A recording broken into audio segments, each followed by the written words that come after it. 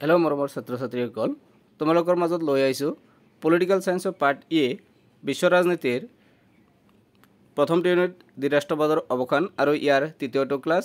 আৰু ছেকেণ্ড ক্লাছত তোমালোকৰ আমি 40 কুৱেশ্যনছলৈকে কমপ্লিট কৰিছোঁ আৰু ইয়াত এটা হোমৱৰ্ক দিয়া হৈছিল। তোমালোকে নিশ্চয় কমেণ্ট কৰিছা আৰু যিবিলাকে কমেণ্ট কৰিব পৰা নাই বা ধৰিব পৰা নাই, ইয়াৰ শুদ্ধটো হৈছে অপশ্যন এ হ'ব, অৰ্থাৎ ছোভিয়েট ইউনিয়নৰ ভাঙন।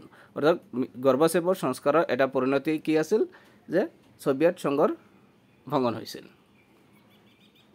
এতিয়া আহিছোঁ আজিৰ তৃতীয়টো ক্লাছৰ। ইয়াত আমি কুৱেশ্যন নম্বৰ 41 পৰা 60লৈকে তোমালোকৰ লগত শ্বেয়াৰ কৰিম। তো চোৱা আজিৰ প্ৰথমটো কুৱেশ্যন, এইটো সম্পূৰ্ণভাৱে বেছ হ'ব তোমালোকৰ চিলেবাছত যিটো কিতাপত আছে shock therapy and its consequences. Shock therapy বুলি এটা কনচেপ্ট আছে আৰু ইয়াৰ ফলাফল ইয়াৰ ওপৰত ভিত্তি কৰি 20 কুৱেশ্যনছ লৈ আহিছোঁ। তো প্ৰথম কুৱেশ্যন নম্বৰ 41ত আছে শ্বক থেৰাপি কি আছিল।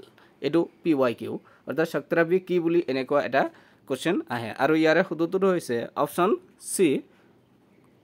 চি এ আৰু বি দুয়োটাই। সমাজবাদৰ পৰা পুঁজিবাদলৈ পৰিৱৰ্তন হোৱা এটা প্ৰক্ৰিয়া। তোমালোকক ইয়াতে আমি সৰুকৈ এক্সপ্লেনেশ্যন অলপ দিম যে শ্বক থেৰাপি কি বা শ্বক থেৰাপি বুলিলে কি বুজায়। এনেকুৱা যদি কুৱেশ্যনটো আহে তেনেহ'লে তোমালোকে লিখিব পাৰিবা যে শ্বক থেৰাপি হৈছে ছোভিয়েট ৰাছিয়াৰ এটা এনেকুৱা ব্যৱস্থা যাৰ মাধ্যমত সমাজবাদৰ পৰা পুঁজিবাদলৈ পৰিৱৰ্তন হ'বলৈ চেষ্টা কৰা হৈছিল। বা একদম ইজিকৈ ক'লে যে সমাজবাদৰ পৰা পুঁজিবাদলৈ পৰিৱৰ্তন হোৱা এটা প্ৰক্ৰিয়াই হৈছে শ্বক থেৰাপি, অথবা অৰ্থনৈতিক সংস্কাৰৰ এটা পদ্ধতি হৈছে shock therapy. Next question number 42, অলপ ডাঙৰকৈ দিছোঁ, তোমালোকৰ টাইম নলওঁ। তোমালোকে লাগিলে 1.5x বা 2x দি ভিডিঅ'বিলাক চাবা, তেনেহ'লে তোমালোকৰ টাইমটো আৰু কম লাগিব, বেছি বস্তু কম সময়ৰ ভিতৰত জানিব পাৰিবা। এবাৰ নহ'লে দুবাৰ চাই লোৱা হাই স্পীডত দি, তেনেহ'লে তোমাৰ মাইণ্ডত কুৱেশ্যনবিলাক ছেট হৈ যাব। তো কুৱেশ্যন নম্বৰ 42, শ্বক থেৰাপি কোন সংস্থাৰ প্ৰভাৱত প্ৰয়োগ কৰা হৈছিল। যে ইয়াত কৈছে শ্বক থেৰাপি যে প্ৰয়োগ কৰিবলৈ চেষ্টা কৰা হৈছিল কোনটো সংস্থাৰ নিয়ন্ত্ৰণত এইটো কৰিবলৈ চেষ্টা কৰা হৈছিল। আৰু ইয়াৰ শুদ্ধটো হৈছে অপশ্যন এ ৱৰ্ল্ড বেংক আৰু IMF, ইণ্টাৰনেশ্যনেল মনিটাৰী ফাণ্ড 1944 যিটো হৈছিল, আৰু ৱৰ্ল্ড বেংক হৈছিল 1945। অ'কে, কুৱেশ্যন নম্বৰ 43, শ্বক থেৰাপিৰ এটা লক্ষ্য কি আছিল। আৰু ইয়াৰে শুদ্ধটো হৈছে অপশ্যন এ মুক্ত বজাৰ প্ৰৱৰ্তন কৰা। আৰু ফ্ৰী মাৰ্কেট ছিষ্টেমটো ইণ্ট্ৰডিউচ কৰাই হৈছে শ্বক থেৰাপিৰ প্ৰধান লক্ষ্য। নেক্সট কুৱেশ্যন নম্বৰ 44, শ্বক থেৰাপিৰ ফলত ৰাছিয়াৰ মুদ্ৰাৰ মূল্য কি হৈছিল। ইয়াত কৈছে শ্বক থেৰাপি যে প্ৰয়োগ কৰা হৈছিল যাৰ ফলত ৰাছিয়াৰ মুদ্ৰাৰ মূল্য বৃদ্ধি পাইছিল, হ্ৰাস পাইছিল, স্থিৰ হৈছিল, দ্বিগুণ হৈছিল। আৰু ইয়াৰে শুদ্ধটো হৈছে অপশ্যন বি হ্ৰাস পাইছিল। নেক্সট কুৱেশ্যন নম্বৰ 45, শ্বক থেৰাপিৰ এটা নেতিবাচক পৰিণতি কি আছিল। আৰু ইয়াৰে শুদ্ধটো হৈছে কুৱেশ্যন নম্বৰ 45ৰ শুদ্ধটো হ'ব অপশ্যন এ শিল্পৰ ধ্বংস বা ঔদ্যোগিক যিবিলাক প্ৰতিষ্ঠান আছিল, উদ্যোগ বা শিল্পৰ ধ্বংস হৈছিল শ্বক থেৰাপিৰ ফলত। নেক্সট কুৱেশ্যন নম্বৰ 46, শ্বক থেৰাপিৰ ফলত কি ব্যৱস্থা ধ্বংস হৈছিল। আৰু ইয়াৰে শুদ্ধটো হৈছে সামাজিক কল্যাণ যিটো ব্যৱস্থা আছিল, ইয়াৰ কিন্তু ধ্বংস হৈছিল শ্বক থেৰাপিৰ ফলত। নেক্সট কুৱেশ্যন নম্বৰ 47, শ্বক থেৰাপিৰ ফলত কোনটোৰ উত্থান ঘটিছিল। আৰু ইয়াৰে শুদ্ধটো হৈছে অপশ্যন এ মাফিয়া।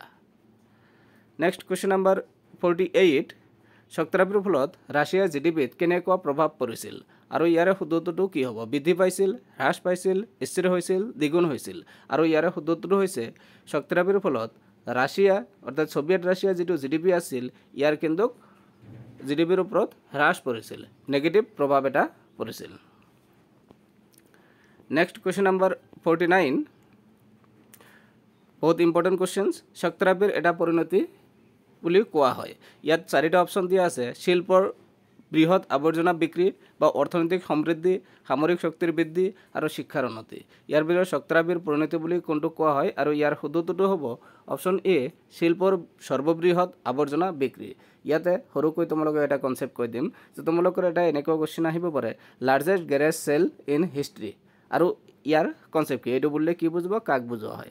অৰ্থাৎ যেতিয়া শ্বক থেৰাপি লৈ অহা হৈছিল ছোভিয়েট ৰাছিয়াত, যে সমাজবাদৰ পৰা পুঁজিবাদলৈ পৰিৱৰ্তন হোৱাৰ এটা প্ৰক্ৰিয়া যিটো কৈ দিলোঁ অলপ আগত। আৰু ইয়াতে কি কৰা হৈছিল, উদ্যোগিক খণ্ড বা শিল্প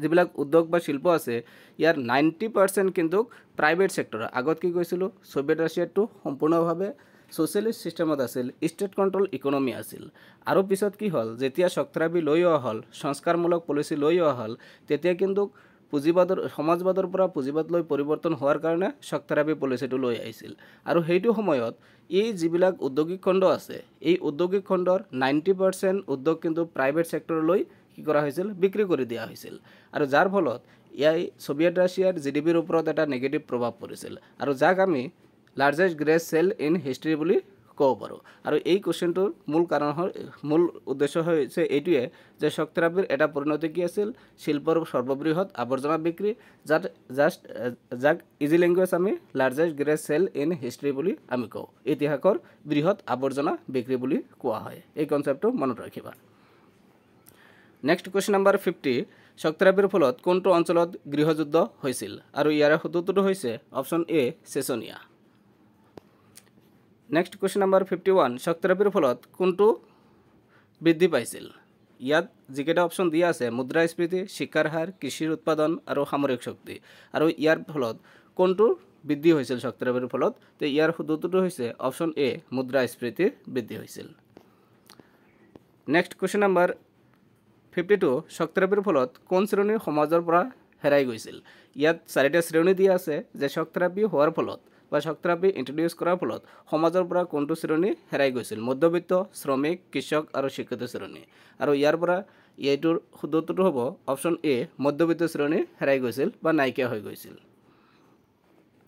নেক্সট কুৱেশ্যন নম্বৰ 53 শক্তিৰাবিৰ ফলত কোনটোৰ আমদানি বৃদ্ধি পাইছিল আৰু ইয়াৰ সূত্ৰটো হৈছে খাদ্য সামগ্ৰী ইয়াৰ বৃদ্ধি পাইছিল নেক্সট কুৱেশ্যন নম্বৰ 54 শক্তিৰাবিৰ এটা বৈশিষ্ট্য কি আছিল অলপ আগতে যেটো কোৱেশ্যন কলো ইয়াৰে এনসাৰ হৈছে এইটো যে 54 নম্বৰ কোৱেশ্যনত দিয়া আছে শক্তিৰাবিৰ এটা বৈশিষ্ট্য কি আছিল ব্যক্তিগত মালিকানা ৰাষ্ট্ৰীয় নিয়ন্ত্ৰণ সমাজবাদী নীতি কৃষিৰ উন্নতি আৰু ইয়াৰে সূত্ৰটো হৈছে অপশ্যন এ ব্যক্তিগত মালিকানা আৰু এই ব্যক্তিগত মালিকানা বৃদ্ধি পাইছিল অৰ্থাৎ যেটো অলপ আগতে কলো largest garage sale in history ইতিহাসৰ বৃহৎ আৱৰ্জনা বিক্ৰী ইয়াত 90% যেটো ঔদ্যোগিক খণ্ড প্ৰাইভেটৰ হাতলৈ বিক্ৰী কৰি দিয়া হৈছিল এই কাৰণ largest garage sale in history বুলি কোৱা হয় আৰু ইয়াৰ ফলত কি হৈছে ব্যক্তিগত মালিকানা বৃদ্ধি পাইছে আৰু মধ্যবিত্ত শ্ৰেণী যেটো অলপ আগতে কোৱেশ্যনটো পালো এটো হ্ৰাস পাইছে কাৰণ পুঁজিপতি সকলে ইয়াত ইন্ট্ৰডিউস হৈছে পুঁজিপতি সকলে আহি এটো ক্যাপচাৰ কৰি লৈছে এই কোৱেশ্যনটো হৈছে এই কাৰণে ইয়াৰ আনসাৰটো হৈছে এটো যে শক্তিৰাবিৰ এটা প্ৰধান বৈশিষ্ট্য হৈছে ব্যক্তিগত মালিকানা ইন্ট্ৰডিউস কৰা নেক্সট কুৱেশ্যন নম্বৰ 55 শক্তিৰাবিৰ ফলত কোনটো দেশত বিভাজন ঘটিছিল আৰু ইয়াৰ সূত্ৰটো হৈছে শক্তিৰাবিৰ ফলত কোনটো দেশত বিভাজন ঘটিছিল ইয়াৰ সূত্ৰটো হৈছে অপশ্যন এ চেকোস্লোভাকিয়া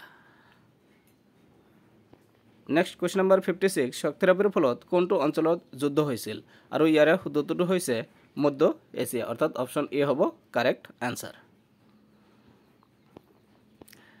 নেক্সট কুৱেশ্যন নম্বৰ 57 শক্তিৰাবিৰ ফলত কোনটোৰ উত্থান ঘটিছিল আৰু ইয়াৰ সূত্ৰটো হৈছে অপশ্যন এ নতুন বৈষম্য যিখিনি আগত সোভিয়েট ৰাছিয়াৰ সিস্টেম আছিল ইয়াত শক্তিৰাবি অনাৰ ফলত ব্যক্তিগত মালিকানা খণ্ডৰ বৃদ্ধি পায় আৰু ঔদ্যোগিক খণ্ডবিলাক বিক্ৰী কৰি দিয়া হয় সমাজবাদৰ পৰা পুঁজিবাদলৈ পৰিৱৰ্তিত হয় আৰু যাৰ ফলত নতুনকৈ এটা বৈষম্যৰ সৃষ্টি হৈছিল ধনী আৰু দুখীয়াৰ মাজত অৰ্থাৎ মধ্যবিত্ত আৰু পুঁজিপতিসকলৰ মাজত নেক্সট কুৱেশ্যন নম্বৰ 58 শক্তিৰাবিৰ ফলত কোনটো দেশৰ স্বাধীনতা আন্দোলন আৰম্ভ হৈছিল আৰু ইয়াৰ সূত্ৰটো হৈছে যুগোস্লোভাকিয়া অৰ্থাৎ অপশ্যন এ হ'ব ইয়াৰ correct answer next question number 59 শক্তিৰাবিৰ এটা লক্ষ্য আছিল শক্তিৰাবিৰ এটা লক্ষ্য কি আছিল বিদেশী বিনিয়োগৰ মুক্ততা অৰ্থাৎ শক্তিৰাবিৰ ফলত যেটো সোশিয়েলিষ্ট সিস্টেম আছিল ইয়াত পুঁজিপতিসকলৰ পৰা বিদেশী বিনিয়োগ যিবিলাক আছে ইয়াৰ ৰাস্তা মুক্ত কৰা যেটো ইয়াতেও আহিব পাৰে নেক্সট কুৱেশ্যন নম্বৰ 60 আৰু এটো হৈছে আজিৰ ক্লাছৰ লাষ্ট কুৱেশ্যন শক্তিৰাবিৰ ফলত কোনটো অঞ্চলত দীৰ্ঘদিনীয়া গৃহযুদ্ধ হৈছিল আৰু এটো তোমালোকৰ প্ৰতিদিনৰ নিচিনা আজি তোমালোকৰ হোমৱৰ্ক থাকিল নেক্সট ক্লাছত আমি এটো আলোচনা কৰিম ওকে ভিডিওটো সম্পূৰ্ণ চোৱাৰ কাৰণে ধন্যবাদ থাকিল আৰু যদি ভাল লাগে বন্ধু বান্ধৱীৰ লগত শ্বেয়াৰ কৰিব চেনেলটো সাবস্ক্ৰাইব কৰিব লাইক কৰিব পৰৱৰ্তী ভিডিও পোৱাৰ কাৰণে ধন্যবাদ